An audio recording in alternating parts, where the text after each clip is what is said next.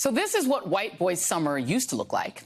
And it was a frequent sighting indeed. In this case, we're looking at Confederate flag waving students in Birmingham, Alabama, singing Dixie as they terrorized two black girls on their way to school.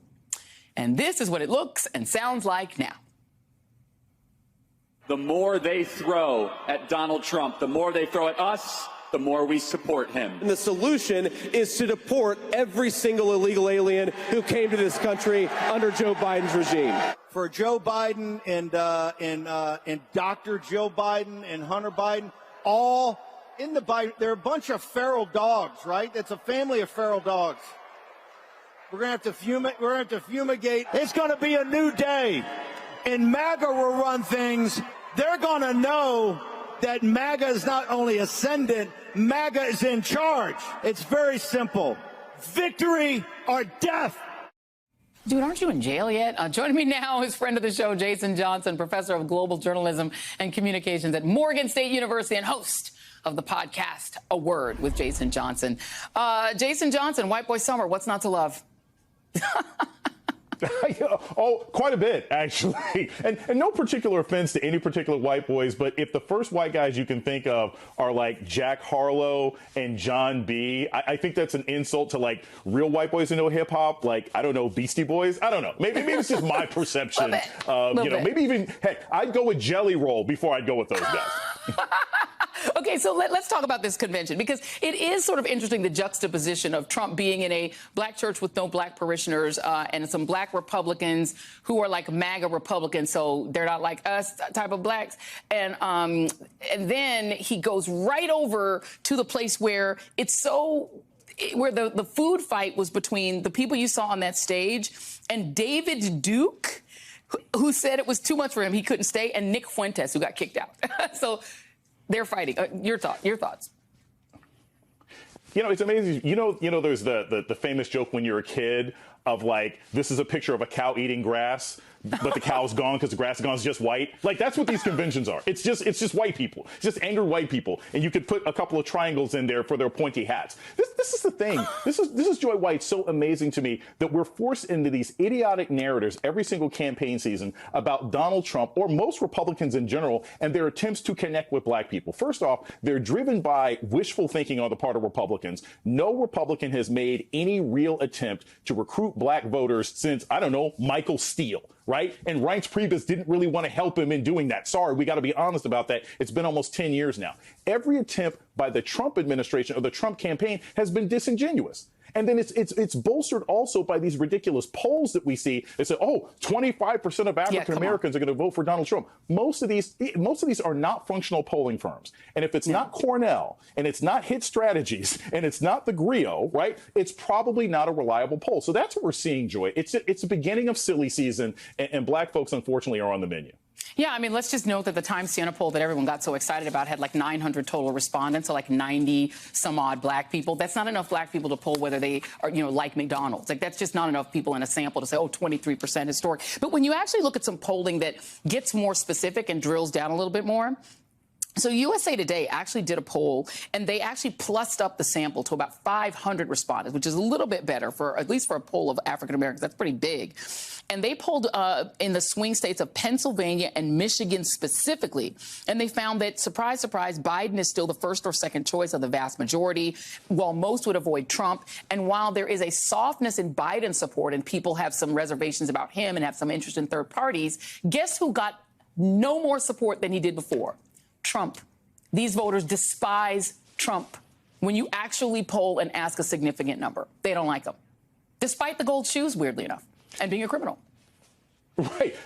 Despite the gold shoes, but despite the 34 counts, beside the sort of rappers who danced around him, who he's probably paying off one way or another. And this is the thing, Joy. We continue with the McDonald's thing. You remember those old commercials? You wouldn't go to a burger place for fried chicken, right? You wouldn't go to a Chinese food restaurant for pizza. Why would you go to polling firms that don't really know much about the black community to get polling on the black community? It doesn't make any sense, and it's often not reliable. And there is a huge difference from a statistical standpoint, from a campaign strategy standpoint. There's a difference between between soft support and interest in the other party. I can say right now that I wasn't hugely in favor of the Boston Celtics, but I definitely didn't like the Dallas Mavericks. These are completely different things, right? And that's what's happening in these polling situations. Black people's opinions have not changed of Donald Trump. They've actually hardened. Joe Biden has a much better chance of bringing black support back to him at 2020 levels than Donald Trump does in lifting his numbers past 12%. And let me ask you, which do you think should we be paying more attention to? Because you have what I've now called blackstraturfing, where you find like an already existing MAGA person, put them in a chicken joint, and then say, look, magically black people in this chicken joint love Donald Trump, when they've preordained who's going to be in that room. Or going to a church where the pastor is black, but there's no black people in the room, and then getting the media to pick up on this idea that Trump is courting black voters. And then the black people there are not from Detroit. They're not from the city. They're from somewhere else, and they were bussed in, and they're already Trump supporters. So there's that. Or is what's going to be more compelling the actual image of when you watch MAGA people work? Because when you look at those people inside that Turning Points room, all you hear is rage and hate that for most black people, it feels like the old version of White Boy Summer, when, white people scream at black people for trying to go to school and such. I don't know if that ever stopped. But here's the other thing, Joy. At least the examples you're giving include actual black people. But what we've seen from a lot of the Trump campaign is AI black folks with 7 fingers, handing out flyers at houses because they can't find any actual black people who support them. Look, if you want to go to a Waffle House in Atlanta at 2 o'clock in the morning, then I think you might actually find some young African-American voters and see what they actually think. But as long as you're going to go to a church, and you're going to go to a church that doesn't have African-American parishioners, and you're going to have media outlets that refuse to actually ask, hey, do you actually go to this church? You're going to have this disingenuous messaging. But Joy, here I think is the most important thing. At the end of the day, it's not going to be a matter of whether black people turn out. Black people tend to turn out in general on presidential elections. They're important local issues. It's going to be whether or not the Democratic Party as a whole can put effort into turnout and in fighting voter suppression in key states like North Carolina and Georgia, and yes, occasionally certain counties in Pennsylvania. Because the vote is going to be there for Joe Biden. The vote is going to be there against Donald Trump. But you've got to make it possible for people to vote and not have everybody try and build houses out of straw and bricks just to get their rights out. Yeah, absolutely. It's a GOTV issue because if voters are not enthusiastic, it is the job of a campaign to get them to the polls. They don't have to fall in love with Joe Biden. They just need to vote to keep our democracy and to keep themselves out of womb slavery if they're women or girls. Jason Johnson, my friend, thank you very much. But we begin tonight with the lucrative politics of climate collapse and the greed that is literally letting our country burn. Today, millions of Americans from Iowa to Maine are suffering through heat warnings, watches, or advisories. Cities across half of the country, like Chicago, St. Louis, Indianapolis, Detroit, Philly, and now New York, are hitting temperatures exceeding 90 degrees Fahrenheit, though it feels closer to 100. Many of these cities could experience heat indexes hitting 105 degrees by Sunday. These increasingly oppressive hot days aren't a coincidence. They are the predictable impact of the climate crisis. And they're not just an inconvenience, they're also killing us at higher rates. Heat-related deaths among older Americans have increased 54% in recent decades. In Florida, changing weather patterns are bombarding the southern tip of the state with a seemingly never-ending series of storms that have left whole streets flooded, cars crippled, and 2 people dead. In California, more than 20 fires were sparked across the state since Saturday, burning over 20,000 acres. These aren't just climate stories. They're actually economic stories because people are getting paid good money to ignore them. Billionaire donors like Paul Singer and Joe Ricketts, to name a few, or fossil fuel industries, companies like the Koch industries, are paying politicians big bucks to poison you and dirty your air and let fires and floods destroy your homes, all so they can reap unlimited, unregulated profits. Some of their favorite politicians are Donald Trump, Ron DeSantis, and senators like Rick Scott and Ron Johnson, because they really do deliver. Nationally, Trump promised to allow oil companies to drill with impunity on public land, said he'd roll back climate protections and deregulate big business for the small price of $1 billion and a presidential exemption from going to prison. His allies' Project 2025 promises to increase fossil fuels, roll back climate investments, and stop tracking the economic impact of climate change. On the state level, DeSantis signed a law that would literally erase climate change from state statutes. Last week, he downplayed what everyone in his state is seeing with their eyes, which is that these extreme weather events aren't happening once in 100 years, but multiple times a year. While his client denialism is making him money, it's costing you so much more. Home insurance prices have increased 102% in the last 3 years and cost Floridians 3 times more than the national average. According to the Associated Press, insurance companies are so sick of these climate disasters, which Republicans are actively ignoring, that homeowners in Florida, California, and Louisiana are finding it nearly impossible to find an insurance company that will cover their property, which makes it harder to own a home. Not only have big donors bought themselves some politicians, but they've also bought themselves a federal judiciary that cares more about rich corporations and wealthy donors than they do about your health and well-being. The Supreme Court is the most pro-oligarch of all time. The 6 Leonard Leo justices, Barrett, Kavanaugh, Gorsuch, Alito, Roberts, and Thomas, have the most, I repeat, the most pro-big business voting records in the history of the court. They've ruled that corporations are people, that the Environmental Protection Agency cannot protect you from pollution, and they're ready to go even further by stifling the regulatory power of all federal agencies. While corporations are a protected class, your environment is not, women are not, those who want to avoid being slaughtered by guns are not. And right now, the MAGA billionaire class are desperate to stop Joe Biden from getting in the way of their goals by increasing their taxes, by letting Trump's massive tax cut for the super rich expire next year, and to stop the IRS from ending a loophole they've used to hide their massive sums of money so they don't have to pay taxes.